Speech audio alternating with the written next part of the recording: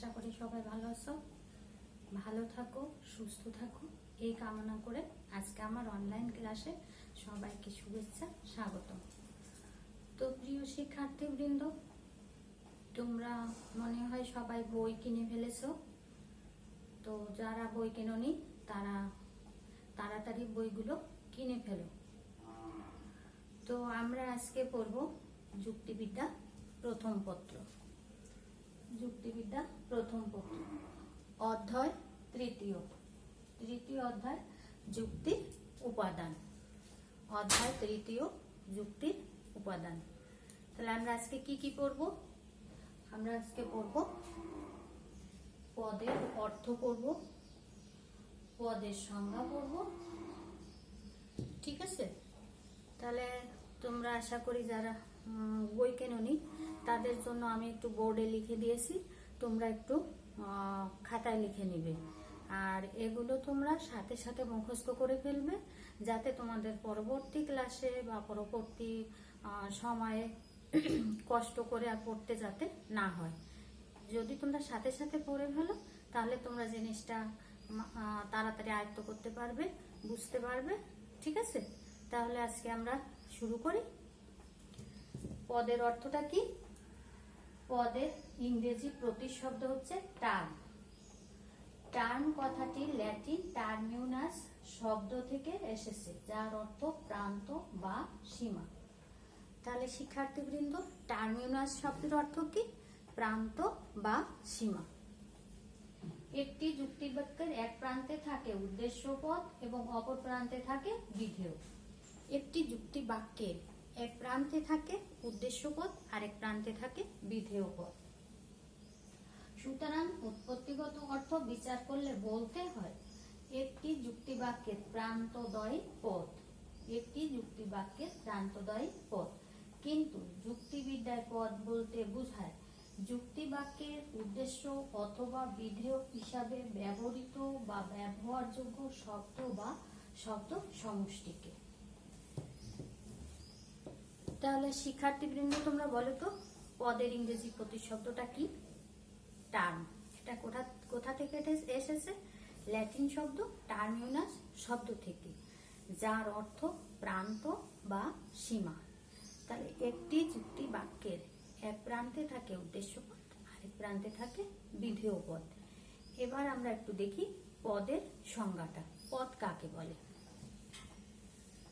যে শব্দ বা শব্দ সমষ্টি কোনো যুক্তি বাক্যের উদ্দেশ্য অথবা বিধেয় হিসাবে ব্যবহৃত হয় বা ব্যবহারের উপযুক্ত হয়, সে শব্দ বা শব্দ সমষ্টিকে পদ বলে। তাহলে পদের সংজ্ঞা কি আছে? যে শব্দ বা শব্দ সমষ্টি কোনো যুক্তি বাক্যে উদ্দেশ্য বা বিধেয় হিসাবে ব্যবহৃত হয় বা ব্যবহারযোগ্য হয়, সেই শব্দ বা শব্দ সমষ্টিকে পদ বলে।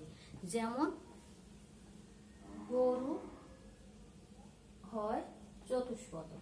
গরু হয় চতুষ্পদ। তাহলে বলতে পারো তোমরা গরুটা কি হিসাবে ব্যবহৃত হয়েছে? গরুটা উদ্দেশ্য হিসাবে ব্যবহৃত হয়েছে, আর তাই এটি একটি পদ। আর এই যে চতুষ্পদ শব্দটি, এটিও একটি পদ, যেহেতু এটি বিধেয় হিসাবে ব্যবহৃত হয়েছে। তাহলে গরুটা কি? একটি পদ। কেন? এটি একটি যুক্তি বাক্যের উদ্দেশ্য হিসেবে ব্যবহৃত হয়েছে। আবার চতুষ্পদটা একটি পদ। কেন? এটি একটি যুক্তি বাক্যের বিধেয় হিসাবে ব্যবহৃত হয়েছে। তাহলে পদ কাকে বলে আমরা নিশ্চয়ই বুঝতে পেরেছি। পদ হচ্ছে যে শব্দ বা শব্দ সমষ্টি কোনো যুক্তি বাক্যের উদ্দেশ্য বা বিধেয় হিসাবে ব্যবহৃত হয় বা ব্যবহারযোগ্য হয়, সেই শব্দ বা শব্দ সমষ্টিকে পদ বলে, ঠিক আছে? এই পদ কথাটি দুই অর্থে ব্যবহৃত হয়। একটা হচ্ছে ব্যাপক অর্থে, আরেকটা হচ্ছে সংকীর্ণ অর্থে। তাহলে পদ কথাটি কয় অর্থে ব্যবহৃত হয়? দুই অর্থে। কি কি? একটা হচ্ছে ব্যাপক অর্থে, আরেকটা হচ্ছে সংকীর্ণ অর্থে। তাহলে আমরা এবার দেখি ব্যাপক অর্থে পদটা কি। কোন যুক্তি বাক্যের উদ্দেশ্য বা বিধেয় রূপে ব্যবহারযোগ্য শব্দ বা শব্দ সমষ্টিকে পদ বলে। ব্যাপক অর্থে পদটা হচ্ছে কোনো যুক্তি বাক্যের উদ্দেশ্য বা বিধেয় হিসাবে ব্যবহৃত শব্দ বা শব্দ সমষ্টিকে পদ বলে। অর্থাৎ এই শব্দগুলো উদ্দেশ্য বা বিধেয় হিসাবে ব্যবহৃত হয়, তাকে ব্যাপক অর্থে পদ বলে। যেমন মানুষ, গরু, কালো, সাদা ইত্যাদি। যেমন মানুষ, গরু, কালো, সাদা ইত্যাদি, এগুলো কোনো যুক্তি বাক্যের উদ্দেশ্য বা বিধেয় হিসাবে ব্যবহৃত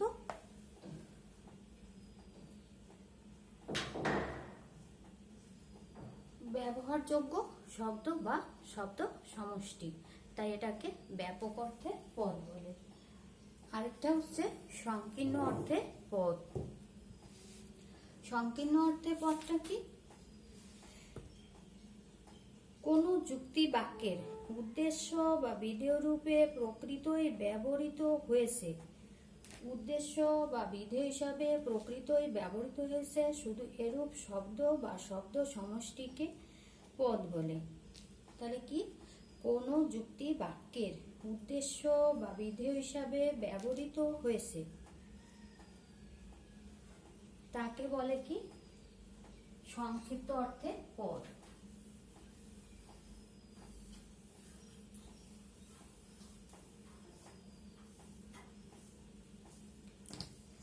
তাহলে সংকীর্ণ অর্থের পদটা কি? কোন যুক্তি বাক্যের উদ্দেশ্য বা বিধেয় হিসাবে প্রকৃতই ব্যবহৃত হয়েছে এরূপ শব্দ বা শব্দ সমষ্টিকে পদ বলে। যেমন আমরা লিখতে পারি আজিজ হয়,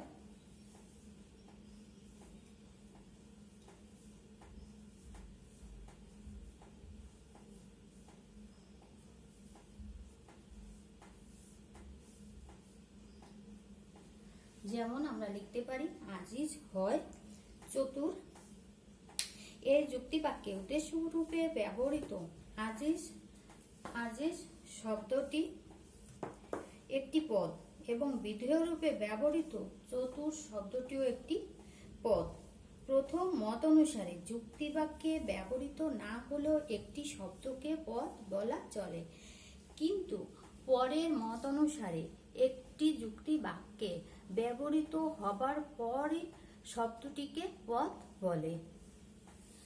তাহলে প্রিয় শিক্ষার্থীবৃন্দ, আজকে আমরা যেটুকু পড়লাম তোমরা নিশ্চয়ই সবাই বুঝতে পেরেছো, আর বইটা যত তাড়াতাড়ি কিনবে তত তাড়াতাড়ি বুঝতে পারবে। ঠিক আছে? তাহলে আজকে এই পর্যন্ত। তোমরা পরবর্তী ক্লাসে পদের এই অধ্যায়ে পদ ও বাক্য আর পদ ও শব্দ এই দুটো জিনিস একটু ভালো করে পড়ে আসবে।